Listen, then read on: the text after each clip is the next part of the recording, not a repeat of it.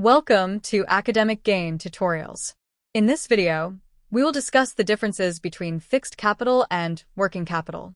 Fixed capital and working capital are two essential types of capital required for the successful operation of any business. Fixed capital is invested in long-term assets that help establish and expand the business, whereas working capital is used to manage day-to-day business activities and operational expenses. Understanding the differences between them helps business owners make better financial decisions and maintain a healthy financial position. Number 1. Fixed capital is capital used for purchasing long-term assets, whereas working capital is capital used for day-to-day business operations. Number 2. Fixed capital is mainly used to acquire assets such as land, buildings, and machinery, whereas working capital is used to meet short-term operational expenses. Number 3. Fixed capital represents a long-term investment in the business, whereas working capital is short-term in nature. Number 4. Fixed capital remains relatively permanent within the business, whereas working capital fluctuates according to business needs. Number 5. Fixed capital is generally invested in tangible fixed assets, whereas working capital consists mainly of current assets and current liabilities. Number 6. Fixed capital has low liquidity because it cannot be easily converted into cash, whereas working capital has high liquidity and can be converted into cash quickly. Number 7.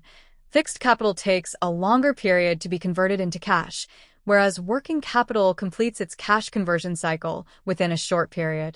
Number 8. Fixed capital usually involves relatively lower operational risk, whereas working capital faces relatively higher short-term business risks. Number 9. Fixed capital generates returns over a longer period, whereas working capital contributes to short-term profitability and operational efficiency. Number 10. Fixed capital is continuously used in the production of goods and services, whereas working capital is repeatedly used and replenished during the operating cycle. Number 11. Fixed capital generally involves a higher investment cost, whereas working capital usually requires comparatively lower investment. Number 12. Fixed capital is commonly financed through long-term sources such as equity capital, debentures, and long-term loans, whereas working capital is financed through short-term sources such as bank overdrafts and trade credit.